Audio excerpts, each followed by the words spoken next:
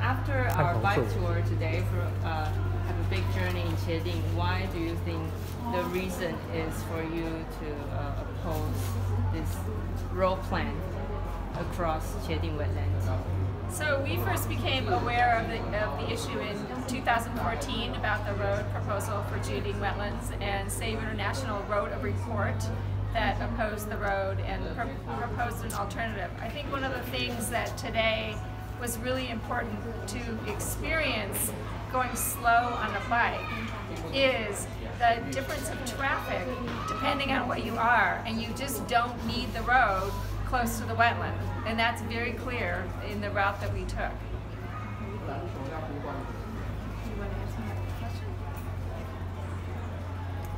So I should answer too. Well, it was important to go through茄萣on a bike because we got a sense of how people are using all of the different streets in the town. And one of my big fears now is that if you build this second road, which really will become a bypass of the main business street, businesses on the main street are going to lose business.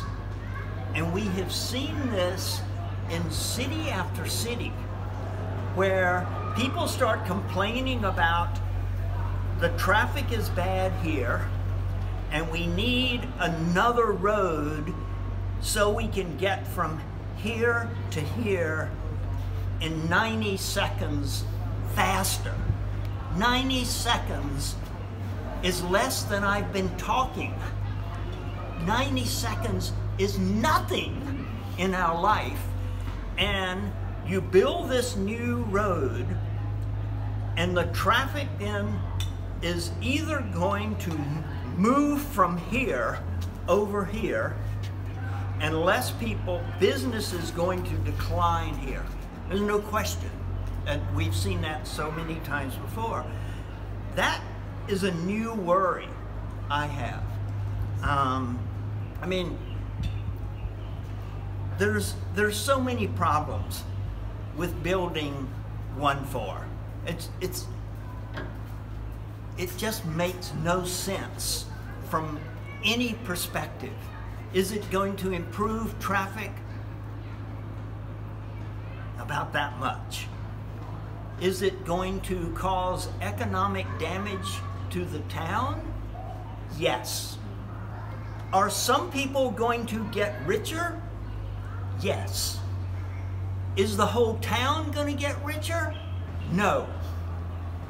Who are the people who are going to get rich? There are not very many of them.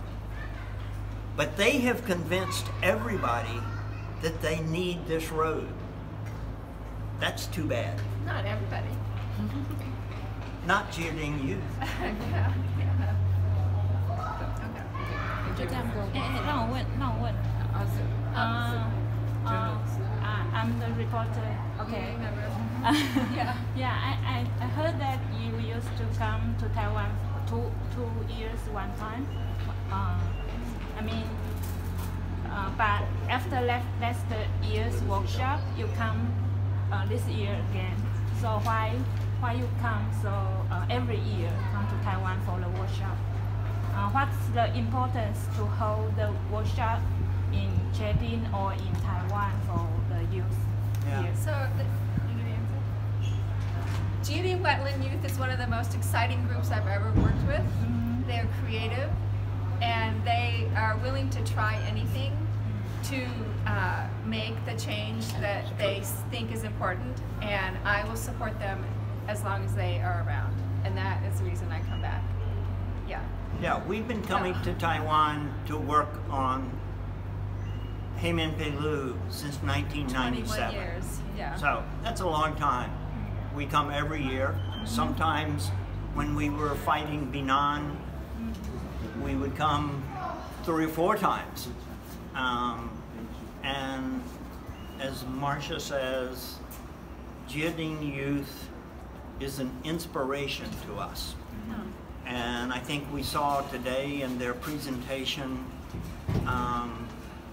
just how creative they are.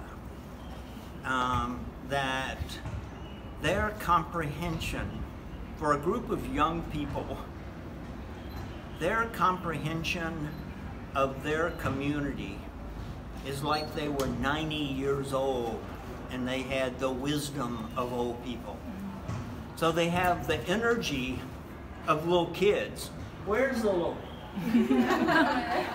They have the energy of young people and the wisdom of old people. And that's really rare. And if we had thousands of more groups like Jiading Youth, we could change the world. Yeah.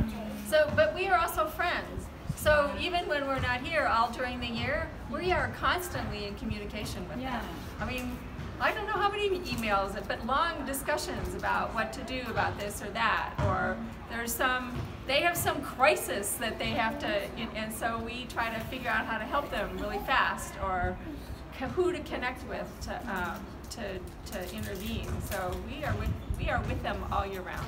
So from last year to this year, you think the situation of the building of the road is more severe or getting better? That's hard to know. Every year is so different. They face the local power people. Yeah, they're not too afraid. They're very brave. That's also inspiring. Yeah, they don't back down. Yeah. It's hard to know. It's hard to know if it's worse this year than last year. I mean, Taiwan politics seems really bad this year compared to last year. Generally, yeah. So, and I don't know yet how it's affecting what's going to happen here. And when the Wetlands Commission has changed, how they will make decision about the road, we don't know yet what will happen. It's a big turning point. Even compared to 20 years ago, the government, the politics situation. I think the politics were easier 20 years ago. Yeah, 20 years ago. Yeah, really, yeah. 20 years ago, there had never been anything other than KMT. And everybody had great hope that DPP would change. Yeah. Well, and then the Green Party, and now it's not, independence. Yeah. You know, it's not a dramatic change. It may be, it's some different, but, you know, the mayor of Gershon is DPP. Yeah. And she's supposed to be a good environmentalist. And she's the one who's pushing for a road through a critically important habitat.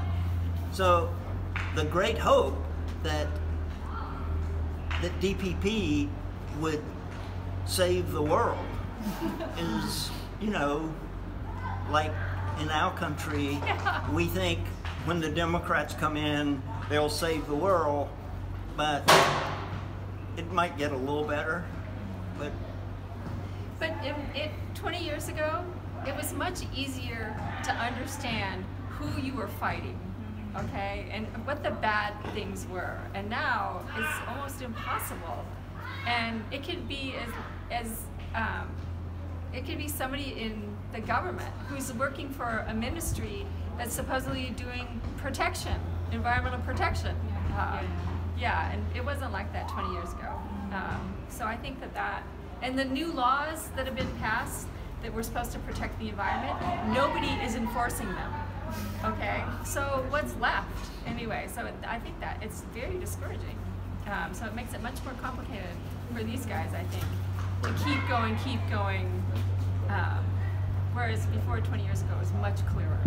Yeah. In our country, we think of it, there are situations when the good guys wear white hats and the bad guys wear black hats.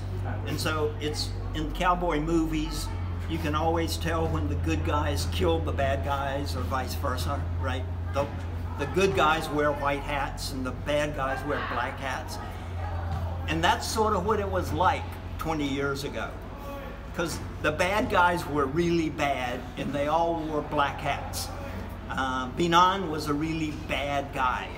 And Uncle Gaong, the fisherman in Chigu, were really good guys and they wore white hats.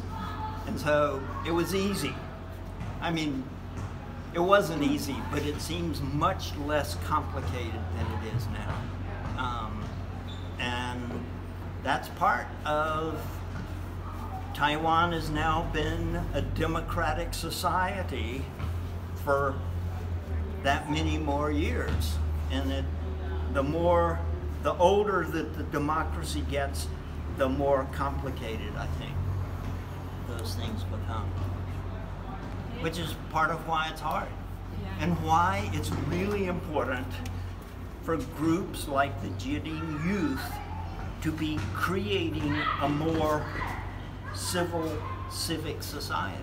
So one thing that's really clear this year, between the bike ride and then your presentation, is their network is expanding, and it's expanding across different sectors of the community. So they're now working with the people on the river, and they have connections with people in the tea, the herbal, Chinese herbal.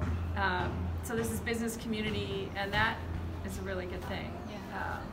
Which, if you keep at doing that, eventually one day you'll wake up and you're like, everybody's in the same network. Yeah, I think. Well, also 10 years from now, Marcia will be the mayor of Jiading. Well, I was going to say Gershon. Yeah, we'll make some pins. Marcia the mayor, right? And William will come back, and he'll be the chief planner, right? Yeah. And you know, all of you will have different roles, but you'll be the bosses. You'll be the next Jane Goodall, right? Right. Yeah. Anyway. Okay. Compliments. Yeah. You got what you needed? That's okay? Okay. All right. Perfect. Thank you very much. Thank you. Yeah. Thank you.